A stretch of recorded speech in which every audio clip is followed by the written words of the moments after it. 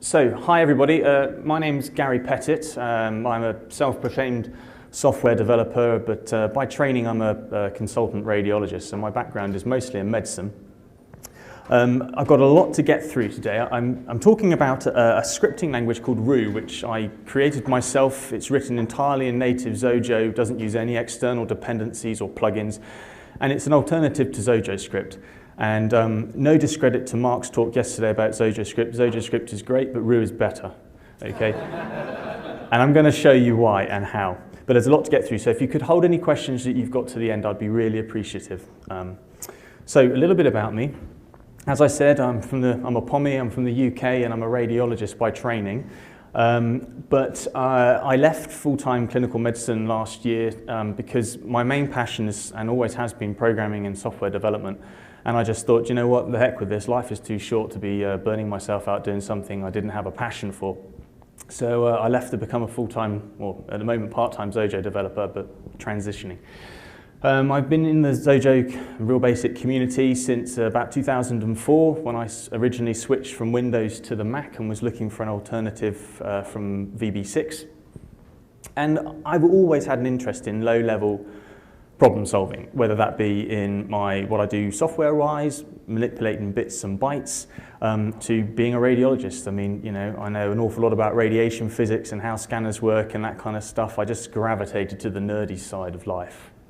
And this is my first XDC, both as an attendee, and I've had a great time, met lots of really interesting and lovely people, and my first time obviously as a presenter, and we'll find out if this is going to be my last time, I suppose, at the end of this tour. Okay, so a little bit about the outline, about what I'm going to cover today. I'm going to talk about the background to Roo, why I created it, the ideals that fueled it, a bit about the technical implementation, so what's going on underneath the hood. We're all programmers here and we want to know how I've done this and what Xojo's running underneath, so we'll touch on that. We're going to talk about why you would integrate it into your apps, how it can help, and how to do that. And we're going to do a demo walkthrough, taking a Xojo app and jamming Roo into it. And then there'll be some time for some questions at the end. Okay, so, well, who is Roo? Well, this is Roo. This is my youngest daughter, Maeve. And when I was trying to come up with a name for the language, you know, Googling around for short, snappy names, I thought I'd try her nickname because she's always jamming around at my ankles and getting in the way when I'm trying to code. So that's where the name came from. And I'd be remiss not to put a picture of her big sister in Aoife. When she saw my presentation and there was a picture of her sister and not her, she flipped out, would be a polite way of putting it. Anyway, so what is Roo? Okay, so it is a dynamically typed, object-orientated language. So what's dynamically typed mean? Well, for comparison, Xojo is a statically typed language. When you declare a variable, you need to, in advance, tell the compiler what type of variable it is, you know, an integer, a custom class. Whereas a dynamically typed language doesn't have that restriction. You declare a variable, but it can hold anything. You can shove anything you want into it, and that can change throughout runtime. And that gives us quite a lot of power and gives us some new sort of programming paradigms that are difficult to implement in Xojo, but trivial in a dynamically typed language. And it's object-orientated like Xojo, okay? So we've got a full class hierarchy. It's really expressive. Now, I had to laugh at one of, I think it was Paul's earlier talks about don't do things in one line to be clever. I like to want things in one line to be clever. I like as little code as possible. And Roo lets you achieve huge amounts of functionality in a single line of code, and that's by design. It's extensible, so we'll touch on that Roo's got a massive standard library. Unlike Xojo script, which really only has the fundamentals of the Xojo language, I have hundreds and hundreds of functions that come with Roo, which just abstract all the boilerplate you have to write with Xojo script. But I haven't thought of every use case, and so I've deliberately made it really easy for you to make it extensible and customize it for your own apps. And obviously, it's embeddable. That's its entire raison d'etre is to be used in the Xojo app. It's interpreted, which is important because Xojo script is a compiled language. So on a pure performance basis, Xojo script can be faster, okay? Because it takes advantage of the LLVM compiler, whereas Roo is an interpreted language. But, you know, Ruby and Python are both interpreted languages, okay, so, and it is fast enough for anything I have tried to throw at it. So, well, so what does it look like? It looks a little bit like Python. So there are no funny curly braces, there are no semicolons. Indentation is important in Ru, like in Python. So if you indent a line of code with a tab, then that has some implications. It introduces a new scope. Spaces at the beginning of a line don't count. It's not maniacal like Python. I don't interchange spaces and tabs, only tabs. Everything in Ru is an object. Any of you who've dabbled with other scripting languages like Ruby, for instance, might appreciate this. And that goes right down to even literals in source code. So, for instance, I can invoke the square root function on the number 9, which is just a number literal that I've typed, because the interpreter will correctly know that 9 is a number. It converts it into a number object, and then all of the number objects are available to it. Similarly, like text, you just write a text literal and you can immediately start invoking text methods upon it. And they're all chainable like you would imagine, so you can get quite a lot done in a single line of code. I've put some little syntactic niceness in Ru. So identifiers like method names, variable names can have question marks and exclamation marks at the end, for instance. So it's standard practice, I'm the only one who writes in Ru, but standard practice that, for instance, a method that returns a Boolean would end with a question mark, because it makes it easier to read. Something that Xojo doesn't let you have those characters, they're forbidden, but they work in Ru. This is how you would define some classes, just to prove that it's a full class system. So it supports single inheritance, it has custom constructors, it has multiple constructors, it has methods where you can override different signatures, you can get access to the superclass, you can get access to the superclass's methods and properties. And you can see here that we're defining a class called person, and I'm giving it a constructor, which is init, is the name of the constructors in Ru, and assigning it a name, and giving it a method called greet. And then below, in 3 lines, I declare a new class called doctor that inherits from person, gets all the methods that person gets. I override its constructor, and I give it a new method called diagnose. And then at the bottom, you can see this is how I would create new classes. So I beat Xojo. I used var before they did. But you create a new variable called Dave, make him a person, give him a name. He has access to the greet method, and Gary's a doctor here, so it's pretty straightforward and easy to read. Okay, so it supports arrays and hashes. So unlike Xojo, it has native support for dictionaries. They're called hashes in Ru. But they're built into the language construct. You don't have to fudge them by using the context object. Arrays can be single dimensional, but they can contain other arrays. They also, because it's dynamically typed, can contain variables of any type you fancy, including your own custom classes. Okay, so that's a little bit about what it looks like. Why did I do this? Well, it originally grew out of a home automation project. I am trying to make a sort of Amazon Echo clone, running a Xojo app at home, and I would have different skills or scripts that when I gave it a command, it would run the script. And I was originally trying to do this with Xojo, a Xojo script, sorry, and I found that I just kept hitting limitations of Xojo script. I got fed up with having to write these difficult to debug functions that I would then append to the script. I found it difficult to pass objects between the script and my running app. And I looked at alternatives about other scripting engines that I could maybe integrate, like Python, and I thought, well, that kind of goes against the grain of using Xojo. And also I thought that seems like a lot of work. And then so I decided to write my own language, which turned out to be about a year-long project and 3 iterations. But it was more fun than the home automation project. And academic curiosity. I wanted to see what are the limits of Xojo, okay? People bash on Xojo occasionally about that, or you'll hit some limitations. And do you know what? You can make anything in Xojo. I made a programming language. So just talking a little bit about the differences. I've hinted about them already, but it's less verbose than Xojo script, okay? It doesn't take as many lines of code to get stuff done. We'll see that it's easy to pass objects between your script and your running app. Have an extensive standard library, which means you don't really have to write any boilerplate code at all. It's much easier for you to get up and running. For instance, the standard library include regular expressions, thank you, full networking stack, okay, file manipulation, all of this, JSON parsing creation, it's already in the standard library. This is stuff that you're going to want to do in your scripts. Okay, right, so the sort of technical side of things, great. Okay, so how does it work? Well, there's a series of really interesting blog articles that Xojo published themselves last year, which are worth reading about if you want to know how programming languages work. But broadly speaking, there are 4 phases to getting your source code to do something. And they are scanning, parsing, analysis, arguably, and interpretation or compilation.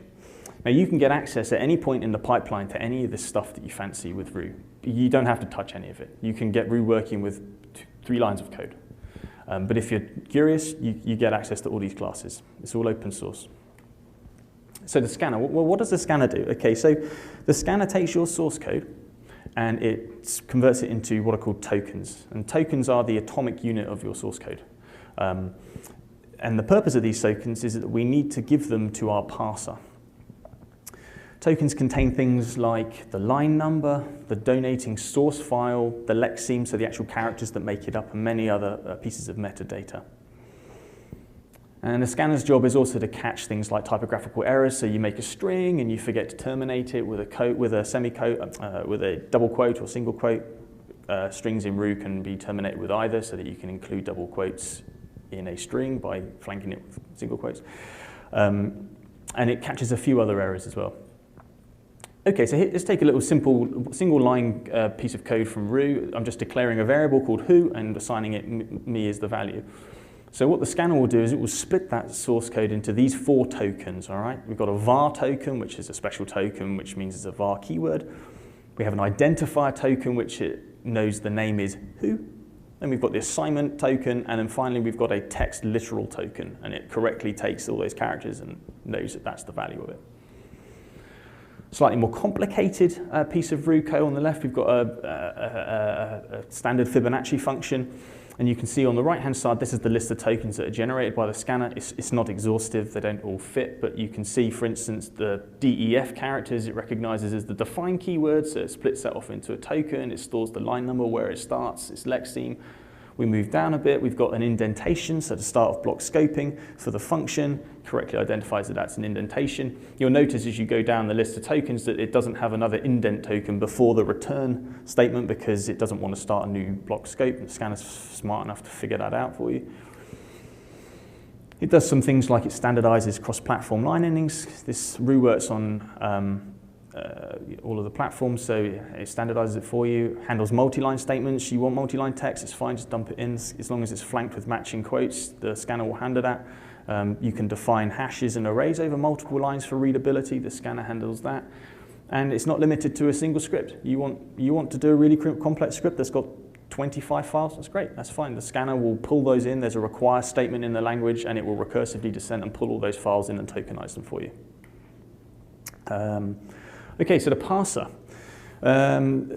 Ru uses, for the nerdy amongst us, which is probably all of us, it uses a top-down recursive descent parser, which starts at the top or outermost grammar rule of the language, works its way down through nested expressions, and essentially takes an array of tokens from the scanner, and it produces an array of Ru statement objects in the form of a tree, which is known as an abstract syntax tree in programming parlance. It enforces Ru's grammar. So for instance, the parser makes sure that what you've written is syntactically correct. It knows if it sees the define keyword that it has to then have an identifier, then parenthesis, and an optional number of arguments, parenthesis, colon.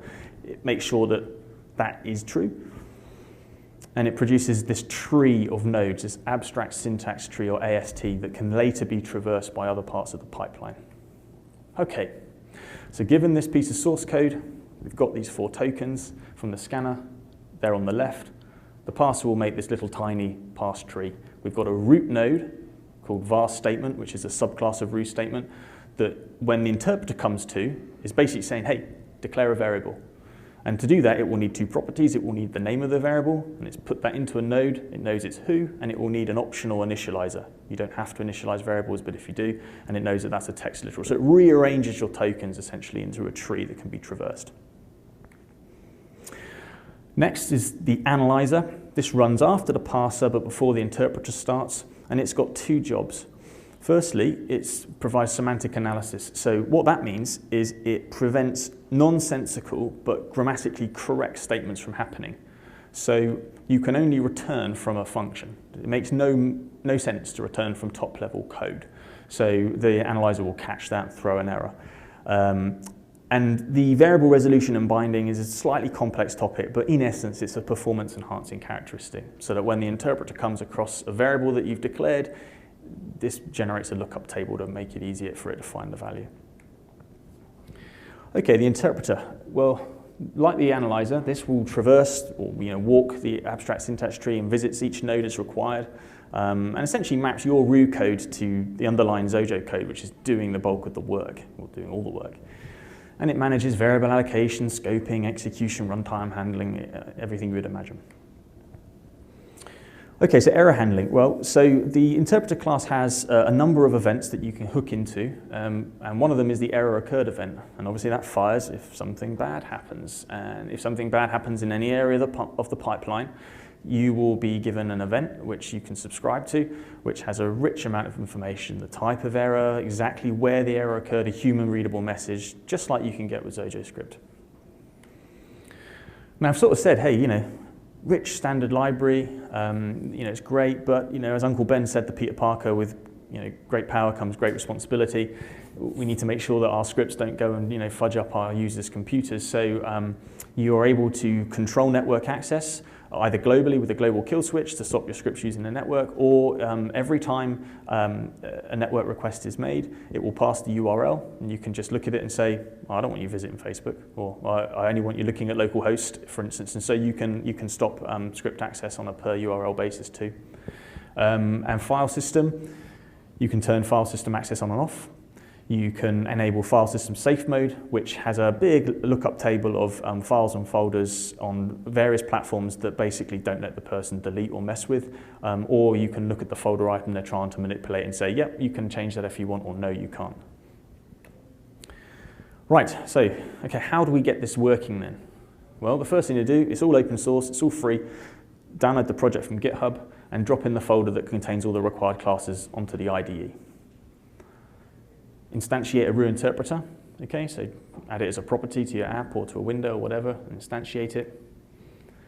Any events that the event fires that you might care about, there are a number of them, you can subscribe to by adding a handler to it. I don't want to teach you to suck eggs, but you just create a method that you want to fire when the class's event fires, and you hook those up. You don't have to add any if you don't want to, or there'd be a strange integration. You can extend the standard library by adding your own subclasses, data types, modules, submodules, global functions if you want to. You don't have to. And then you just call a single method, interpret, on your root interpreter class, and you pass in either a string or a folder item, and it will do the rest. Okay, so we're gonna do a little demo. Now, initially, I was just going to take a functioning Xojo app and live add root into it, but I found that live coding is akin to working with children and animals, and is just a really stupid thing to do. So the chance of me spending 10 minutes here debugging in front of you was too great. So what I've actually done is I have a functioning app that already has root integrated, and I'm just going to take you through step by step how I did so that we don't come across any bugs that I overlooked. The app we're going to work on is called Xojo Films. It's a really simple demonstration app that is essentially a list box that lets you add and remove movies that you've watched. And you can put the title of the movie, if you loved it, when you watched it, some notes about it, give it a rating, etc. A very simple application.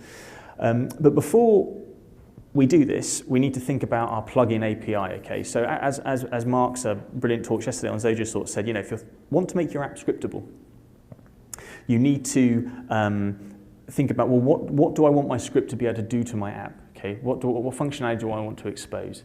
Now, we're going to keep this really simple.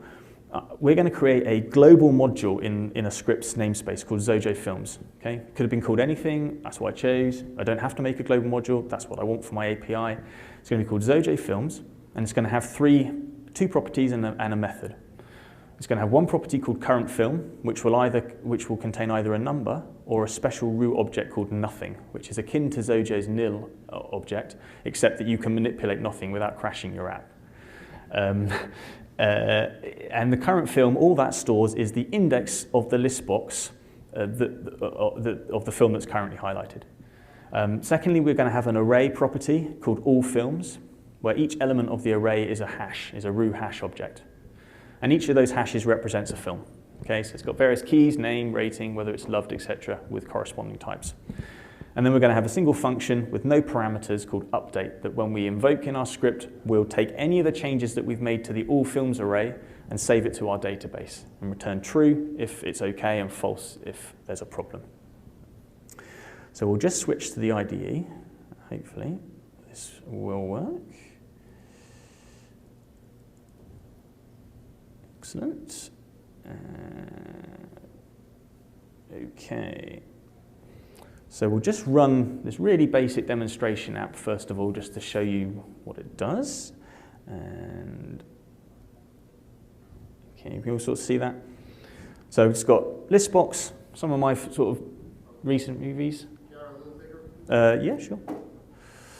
So simple listbox, okay, it's got loads of movies. Here's Avatar. I haven't bothered putting a year in it. I've given it a rating. I can toggle if I love it or if I love it or don't love it when I watched it. I can add notes, just double click, I can change things about it, save it, cancel it, add, remove. Pretty bog standard, simple app. And what we're going to do is we're going to add this button, this run script button that will let us run some scripts to manipulate this UI and manipulate our database. Okay, so the first thing to do is we need to add the root classes to the application. Oh, we'll just reduce the size of that a bit so you can see it. There we go. So you can just see down here, it just says root. These are the classes. I just dragged them onto the IDE, okay? Essentially, you don't have to look at them. You know, there's a whole bunch of them. They're not namespaced in a module. They're all prefixed with root, so there shouldn't be any clashes with your own code. Once we've added the required classes, we need to add an interpreter to our app. So I've chosen to do that on the main window. Okay, here's the main window, and I've got a property down here called interpreter, which is of a subtype root interpreter. Okay, I just added that as a property of the window. Then we need to start setting it up. So I figured, well, I'll do that in the open event of the window. So if we go to the open event of the window, and we've got these lines of code is all that was really required. First of all, I'm setting up the new interpreter by instantiating it. And there are 3 events that I give a rat's about that the interpreter may or may not fire that I want to be notified and do something with. The first one is the print event. To mirror the Xojo script functionality, whenever a script invokes the global print function, it takes some text and it will fire an event called print, which gives you the text that the script wants to print.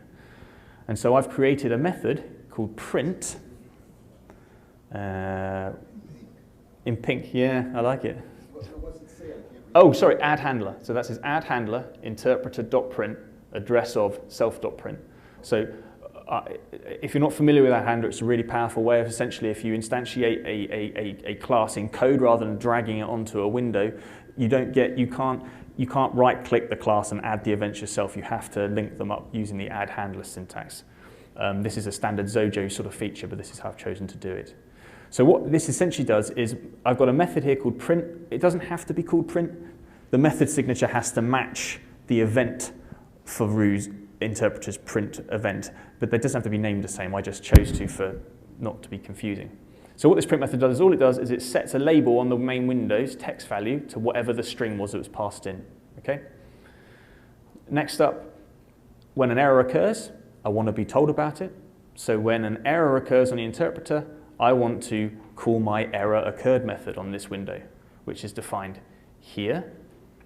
And as you can see, there's nothing complex going on here. All it's doing is it's passed, you can't see the parameters up here, but it's passed the type as an enumeration of error, so whether it was a runtime error, etc. I'm getting that as a string, and then I'm just doing a little bit of string formatting just to give a pretty message to the user that says, hey, this is the type of error, where it occurred, and the file it occurred in. And then finally, this allow network access method, event, is fired, as I said, by the interpreter whenever the script tries to access the network. I'm hooking it up to a method I'm calling allow network access, And in that method, all it does is return true, because I'm going to let the script do whatever it wants with the network. Okay, I'm not filtering it, but you'll see that it is also passed the URL as a string, but I don't really care about that. I want the script to be able to use the internet if it wants to. Right, if I was to run this now, it would be completely integrated. It would run the Roo standard library, and every time I printed, I would get a message on my window. There are other events like input. I can get input from the user just like I can in Xojo script. All that's implemented, but I'm not interested in that for this demonstration purpose. But we want to define our Xojo Films module. Okay, so to do that, we need to make a new class. Now, I'm chosen to call this class Xojo Films, and it's down here. So I create a new class, and oops-a-daisy, zoom out, hit the wrong key.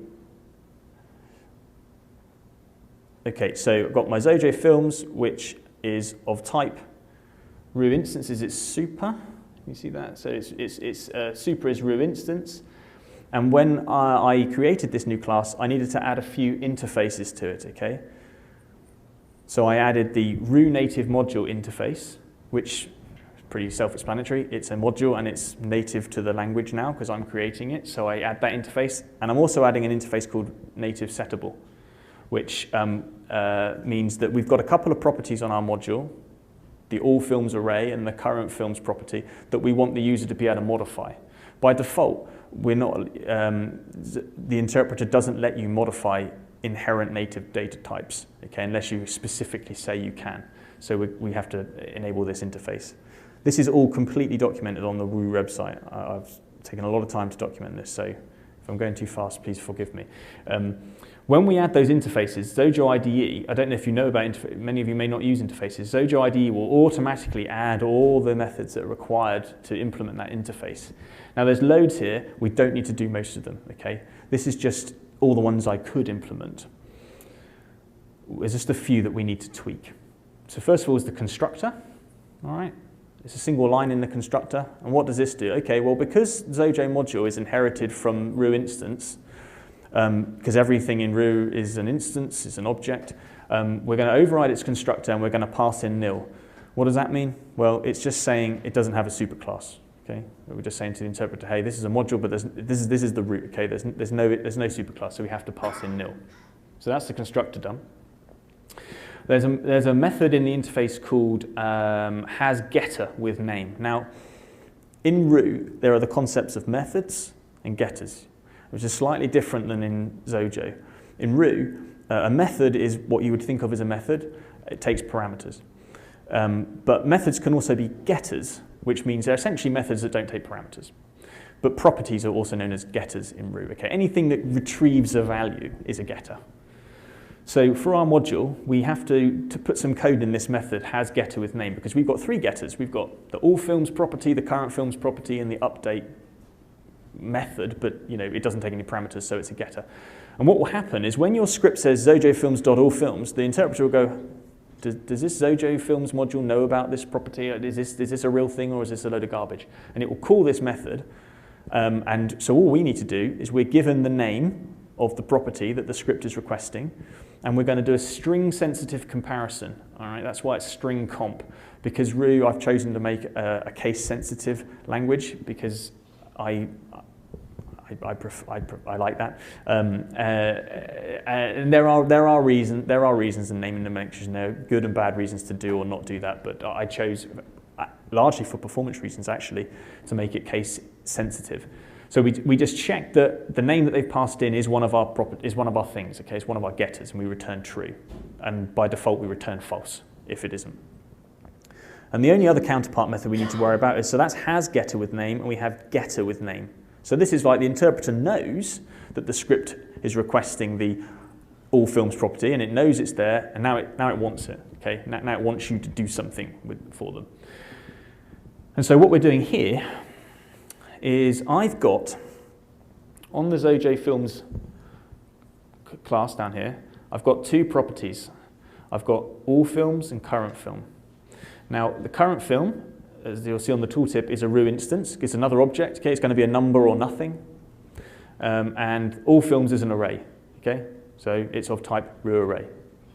right? So I've added those properties to this class. And then in the getter with name, you'll see when the interpreter asks for the all films property, I return it. When it asks for the current film, I return it. And when it asks us to update, I call this method update, which I have defined here. And this is the code that actually does our updating of our database, okay? This is normal Xojo code. There's nothing weird about it. How this app was architected before I added Roo is that I've got a class called film that's got, title, notes, loved, etc. And I have an array of these film classes. And they're read from my JSON file. And so what I do in this update method is I make a new array of this film type, and I loop through the all films Roo array elements. Each of them will be a hash, and then I just convert it from the Roo hash to a film object. Okay, and then I end up down here with an array called films that's got my newly modified films, and then I have this global method save, which I've written, which essentially takes the array of films and saves it to a JSON file. If it goes wrong, we return false. If it goes right, we return true. And that is pretty much all we need to do to have added Roo with its own custom module to our app. One last thing we need to look at, however, is in the open event, where we define the interpreter. I've got a property here called XF, which is a property of the window, just here, which is of type Xojo films, and I'm just instantiating a new version of it, and I'm keeping a reference to it. Why am I doing that? Well, I don't have to, but it's going to make it easier for whenever we run the script to let us update the currently selected film and to pass in the array of films we want to be modified. So I'm keeping a reference to it. And then there's a really important line of code here called define native module. So we're telling the interpreter, hey, define a new native module called Xojo films, and the class that represents it is this property here. Okay? So the interpreter now knows that if you ever type Xojo films in your script, it needs to start querying this object for the properties. And that is pretty much it, apart from what happens when we click the button.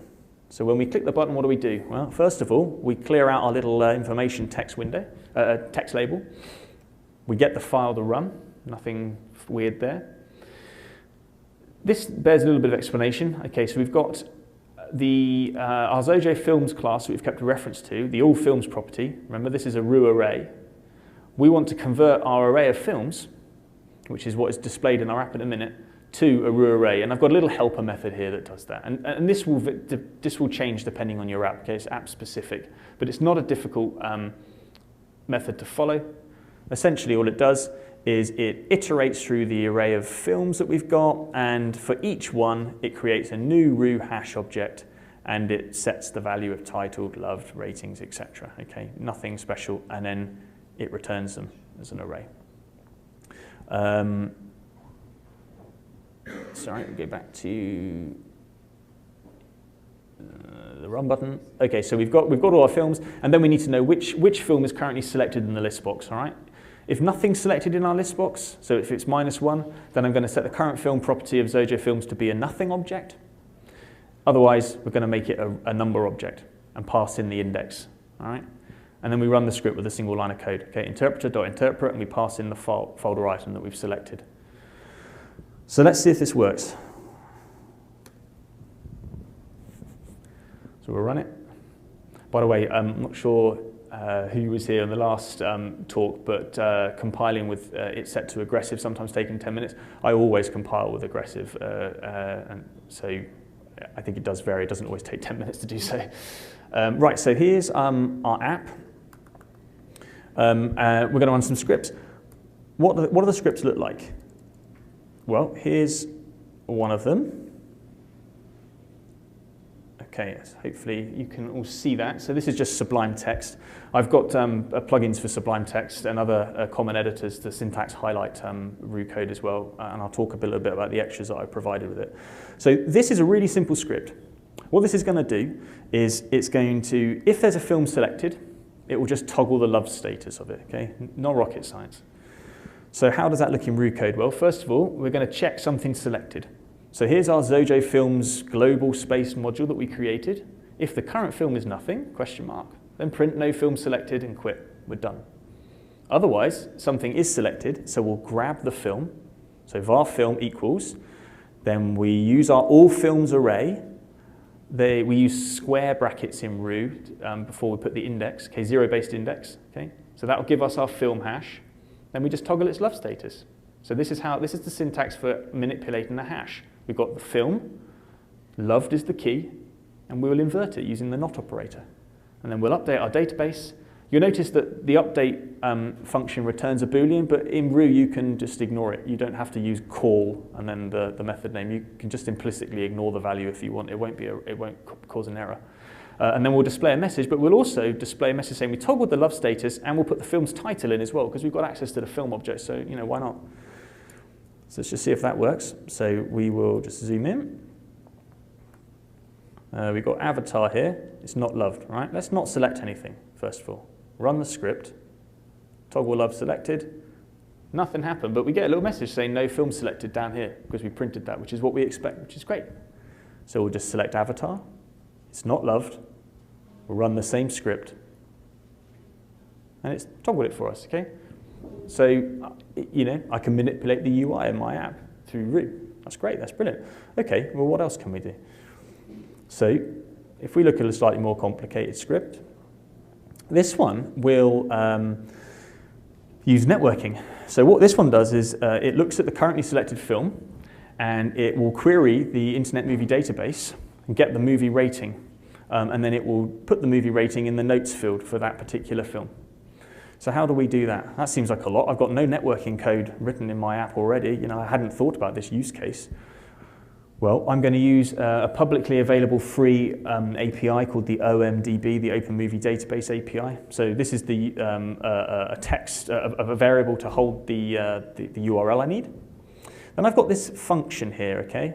Define a function called setRating that takes a film hash, okay? Takes a property called film. And in these 4 lines of code, is all the networking it's going to do. So first of all, we need the title of the movie. Okay, well, we can get that with film title here. Then we use the HTTP module that comes with Ru and the URL encode method to URL encode that title, because that's what the API requires in a single line of code.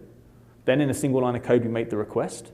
We declare a variable called R, which is going to hold the request object that will be given back to us by Ru. And again, we use the HTTP module that's part of the standard library, and we make a GET request to that URL and append the title. The request object is in JSON format because that's what the API returns. So I'm going to make a variable called JSON, and using the JSON module, I'm going to call the parse function on it and pass in the content property of the request, and I'll get back a hash. All right? So I have a manipulatable hash called JSON, and then I take the film notes, and I'm going to add IMDb rating plus, and then I'm going to pull out the IMDb rating key from the JSON that's been given back to me by the API. All right, so 4 lines of code to query an API, get it as a request, pass its JSON, get it into a manipulatable hash object, and then manipulate my database. Okay, so the actual film script entry point is down here. This is where the script will start. And again, if Xojo Film's current film is nothing, then quit. Otherwise, get the film just like we did in the last script. I'm doing some error checking here, amazingly. I'm doing some error checking to make sure that there's not nothing. And then I will call my setRating function and pass in the film. That will do all the hard work, and then I'm going to update the database and print a message. Okay, so let's hope that this works on the free Wi-Fi here. And it's not blacklisted. Right, so just note with avatar, there's nothing in the notes here, okay? So I'm going to click Run Script, this add rating to current film script. Boom, there you go.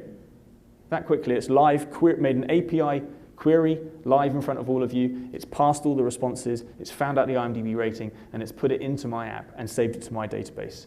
Just to show it's not a fluke, please don't be a fluke, we'll just try Captain Marvel, same script, boom, okay? It's that easy, okay? That many lines of Ru code has implemented networking into my app. I'm just going to clear out those for the next script demo, or the last script demo, I should say. which really, I hope, goes to show quite how powerful Ru can be in its few lines of code. This one, instead of just taking the currently selected film, which is a bit boring, this one's going to iterate through our entire database. And what it's going to do is it's going to iterate through every film in our database, and it's going to look at when we watched it. And if we watched the movie more than 5 years ago, it's going to put a little suggestion in the notes field for that film saying, do you want to rewatch this? Okay? I mean, these are just contrived examples, but they serve a purpose to illustrate what Ru can do. So how does that script work? What does that look like? Well, it's pretty straightforward. We're going to make a little counter variable so we know how many movies we want to rewatch. We're going to keep that at the top. I've defined a function that's called rewatch that takes a film. The first thing it does is it grabs the watch date as a variable for us to manipulate, okay? So WD. I'm doing more error checking here. I'm just checking it's of type. And you can see we've got introspection as well in Ru, by the way. So all objects, every object, even literals, have this type property that will return the type of object it is, so it has full introspection support. I'm making sure it's a datetime object. If not, I'm bailing. Assuming it's a datetime, then what I'm doing is I'm comparing it to a new instance of datetime. This datetime here will give me a new datetime object. I'm subtracting 5 years from it, and then I'm making a comparison. So if the watch date is less than 5 years ago, I'm going to append rewatch to the notes film, increment my counter, and move on. Okay, right, that's pretty straightforward, but how do I iterate through all of these, through this whole array? Do I have a for each loop? No, I have something better than that in Ru. All arrays have loads and loads of functions, just like Xojo does. But a few of the neat ones are things like each. So there's a method on all arrays called each, which means that for every element in that array, it will invoke the passed function. So what I'm going to do here is I'm going to pass to the each method of the array my rewatch function, okay, as a pointer. So what it will do then is it will go through every film in my database and it will chuck the film, the element, into this method for me. So in a single line of code, I'm going to iterate through the entire database and invoke this function. And then I'm going to do a little bit of pretty string formatting down here to say how many films you watched and printed at the bottom. So let's just check if that works. So again, nothing in the notes section. We've got various watch dates here. And we're going to run the script. Open. Boom. There you go. So it's gone through and it's found all of the movies which were watched more than 5 years ago, and it's put, do you want to rewatch them in the notes function? So they're just a few examples. That's just a few example scripts of what you can achieve with Ru. So we'll just switch back to presentation. Okay. Great. We do have time near there. Right, so, okay, so I've got some extras as well. The GitHub repo, like I said, is open source. There is a Xojo built application called the Ru IDE, which provides a simple editor with syntax highlighting, lets you debug and run as Ru code and get errors on the fly, so you can test your scripts. I have plugins for Sublime Text and BB Edit to allow highlighting of Ru code. I've got syntax highlighting if you have a website, if you use things like Rainbow.js or other highlighting plugins. I have plugins that if you want to display Ru on a website. And I also have a console application written in Xojo, which is essentially a Ru interpreter. So you can run scripts from the command line, run Ru scripts from the command line using it, and you can install that with a single line of shell using Homebrew, for instance, on Mac or Scoop on Windows. Okay, so what's next? So this is actually version 3 of Ru, and I'm aware that there are a couple of deficiencies because of the type of interpreter that it uses. It's what's known as a tree walker interpreter. I'm moving it over to a bytecode virtual machine. Again, all written in Xojo. It's all open source, which at the moment it's just essentially an over-engineered calculator, but the performance improvements are maybe 50-fold. So that's where I'm moving at the moment with it. iOS support. Now, it pains me to say Ru doesn't work on iOS like Xojo script. However, there is no reason it couldn't work on iOS. The reason it doesn't at the moment is because it uses string and variant. Now, I can port it to iOS. What has stopped me doing so is because of the uncertainty between text, auto, variant, and string, and I didn't want to embark on a really big project porting it if I wasn't sure where we were going. Very heartened to hear that string support is eventually coming to iOS. But I think what I'm going to do is, at the moment, the Bytecode virtual machine version 4 of Roo does run on iOS because it's done with text and auto. So there's no reason it can't. And I think, having talked to some people here who sounded interested, I think I'm going to port it to run on iOS because it's nice to have some scripting functionality. But yeah, so the website is roolang.org. Please feel free to visit it. I've extensively documented every single function call and standard library is there with examples. It tells you how to install it. It tells you how to do the things I've showed you, how to integrate it with your app. That's the public GitHub repo as well. If everyone's got that, this is my contact details, personal site, and my GitHub repo. You can find the Roo repo there and links to Roo from there. So I hope that's been interesting to you, and I'm really happy to answer any questions you might have. Kem. First, thank you for doing this, and thank you for making it open source. It's very impressive. Thank you. I'm wondering, because it's open source, are you encouraging others to work on it and submit pull requests to you? Yeah, I'm really happy to have that. I can't profess to be the greatest programmer in the world, and I'm sure there are optimizations and things that can be done to it. I'm very happy for pull requests, absolutely. Oh, I'm sorry. Kem's question was, am I happy to accept pulls and forks on the GitHub and contributions from the community? Absolutely, very happy. I wanted this to be an open source project for everybody. Yeah. Yes. As far as I know, Apple doesn't allow any interpreting stuff in these apps. So the comment is that the Apple doesn't allow any interpreted stuff on iOS. I think that's generally true, but sort of reading around the subject, I understand it is possible to use Python within applications on iOS, which implies that, I guess, as long as you don't fall foul of the sandboxing, so presumably if we globally disable file system access, etc., you could implement it on iOS. I haven't read the guidelines of the App Store fully, but I do know that there are applications which use Python for scripting already, so there must be some way of doing it. Any other questions? Great. Well, thank you very much for your time.